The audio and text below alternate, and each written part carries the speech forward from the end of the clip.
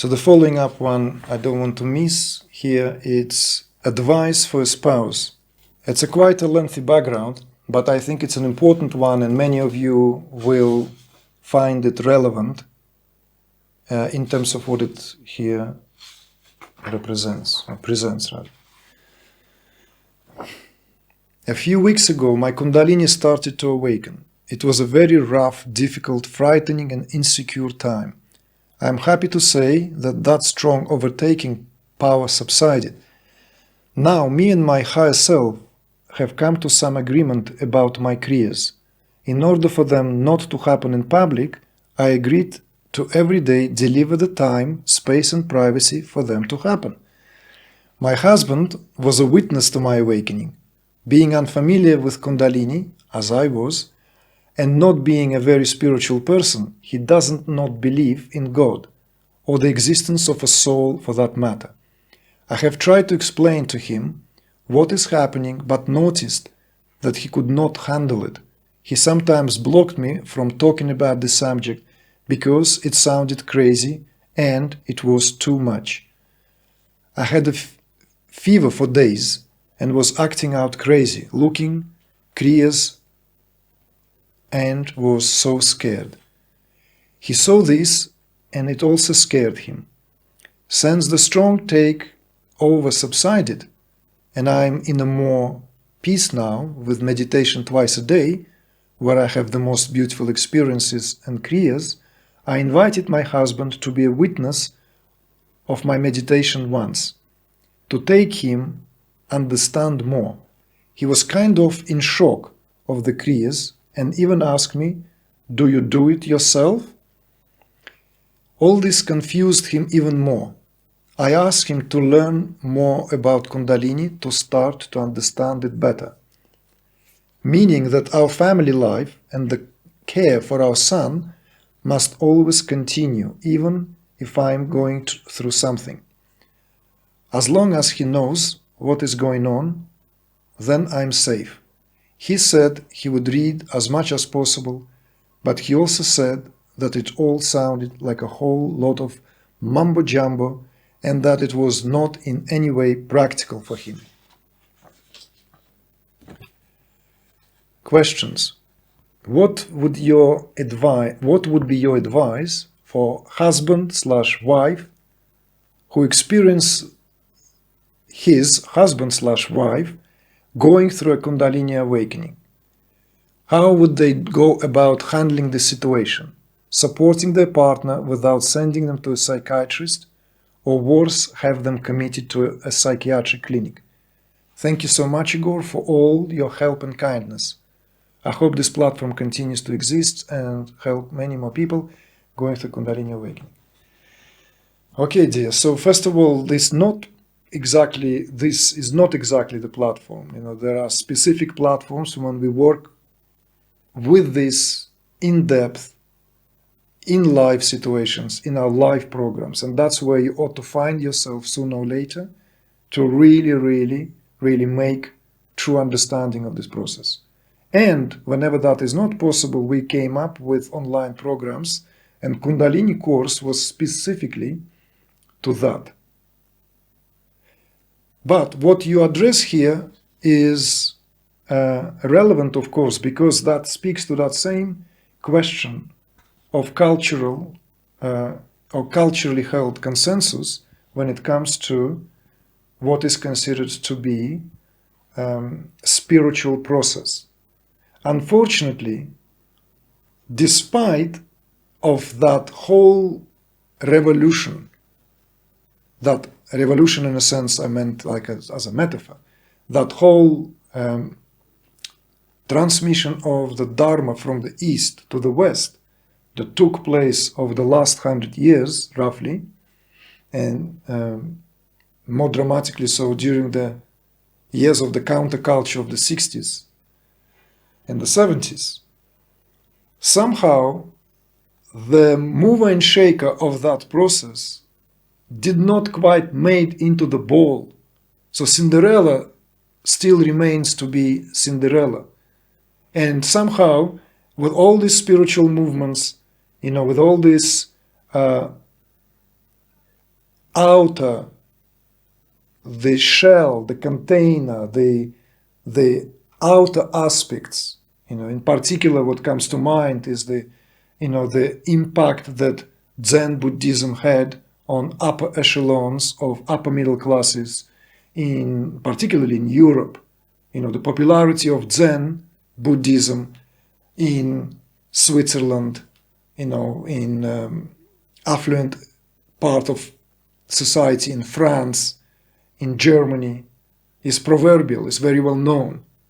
Zen Buddhism didn't make great detours into Latin American or Mediterranean countries whose social kind of strata, the classes are not quite bought into that as easily as the wealthy and the comfortable ones did, because it offered a very different alternative to the disillusioned in their own spiritual, mostly religious alternatives, right? But we're not talking about this. We're talking about the fact that all these spiritual movements marched from east to west, but not somehow brought enough awareness in the underlining of what the spiritual process really is about. Therefore, figures like Stanislav Grof and his wife, so we should say always, it's my limitation when I only bring him alone, and I want to correct that right now here. So it's Mr. and Mrs. Grof together remedied to the situation greatly back in the days when they even coined that term, spiritual emergency. Spiritual emergency was coined out as far back, if I'm not mistaken, as 70s, I think. And a lot of work has been done in that area to educate. And as a trained psychologist, he always appealed to peers in the field as well as the area of psychiatry, who deals with all this, what immediately falls under the category of something gone wrong in the department of the psyche and needs to be treated. So what you are presenting here is a cultural dilemma. It's not that you or someone else go through Kundalini and what would I advise.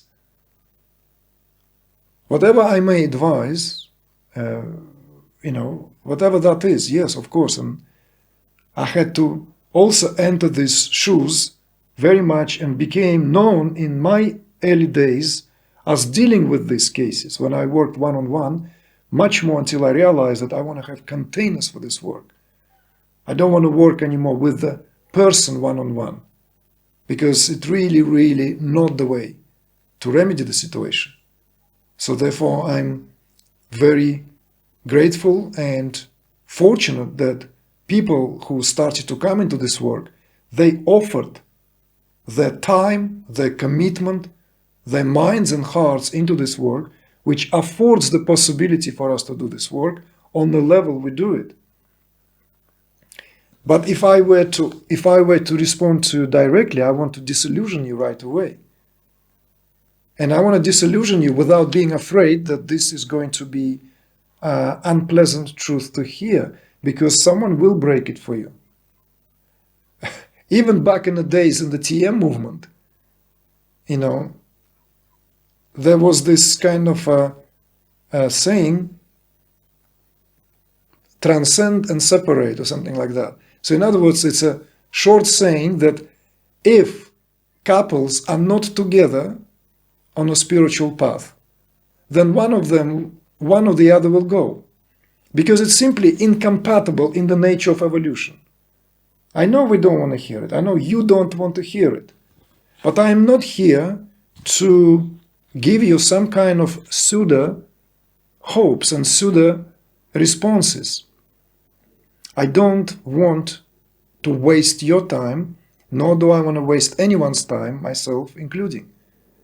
What you presented me here, crystal clear, simple and classical conflict of a householder. Kundalini is not here, something happened to you Kundalini is all there is. There is no you outside of Kundalini.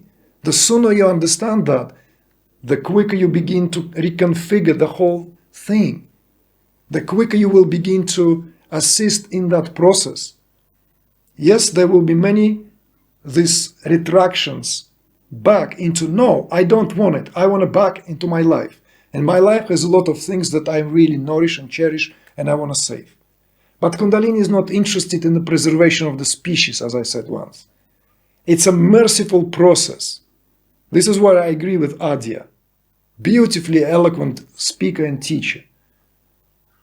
Beautifully put it forth. Back in the days, spoke about it unapologetically. If you think awakening is going to make you a greater, richer, better person, forget about it. Awakening came here to demolish everything that stands on your way to truth. And that will include a lot of things that configured into that identity, including family, including all this stuff. So therefore, you have a dilemma now, to understand what's happening. That's all. There's no other dilemma. Your husband is not dilemma. Your husband is simply representing that aspect in collective consciousness where what you're going through doesn't exist. So he will continue denying it. And Mambo Jumbo is just a placid and very kind way, in fact, of speaking about it. Because if you insist and the process continues, then this will be a kind of moment of resolution. So you will be given choice to hide it from your husband and go your way. Or he will have to educate himself, not you educating him because you don't have enough understanding of your own yet. You're just entering this, you see? So I don't want to therefore pussyfoot and beat about the bush. This is why I'm saying to you how it is. There's no easier way. Why? Because evolution is merciless. It's not merciful. It's merciless. It does what it wants. An awakening of Kundalini is not interested in status quo preserving, no, it pushes us beyond our limits, beyond our belief systems, pushes us because that's what consciousness now has in store for itself. It's not personal. Self awakens to the self. Get yourself a copy of the Bhagavad Gita and read verse a night, verse a day. Educate yourself. Otherwise, you will enter the phase of I'm gonna do it because that's what everyone thinks. I'm smart enough. I'm gonna outsmart this. Well, if you can, good luck. Good luck with that.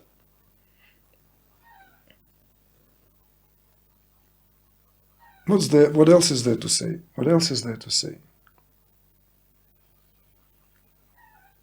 So there's no such thing as painlessly handle this situation. No, there's no such thing. You cannot do this. You see? So, anyway, I'll rest here. I'll pause here. I do wish you the best, to find the best resolution. And of course, it's not easy when we are in partnerships, in marriages, in relationships, when, one person goes through something and another doesn't. But that's what it is. So this is, you have to see deeper into what is unfolding. Once you have that understanding, you will also begin to understand where your husband is coming from, where our current culture is coming from. You will also be able to understand what this is about, you see? But in the meantime, there are no easy solutions like, I'm not going to suggest something like, let your husband call me, I'll straighten him up, right? Or I'll speak to him and he will be convinced, because no, he might even think that you are now in danger of being guided by a teacher like this one. You know, I would, if I was your husband and like sounding as your husband, I would be freaked out by you listening people like myself, you know. It's the when you're already going through something like that and then you're looking for validation, ooh, that's a formidable combination, you know. So anyway, freedom has price. It likes sacrifices. Consciousness loves sacrifices. There is no progress without sacrifices. So whatever you're willing to sacrifice there, I trust you're mature enough to sit with this, absorb this, and don't jump into any hasty conclusions with what is going on, nor with what is being said.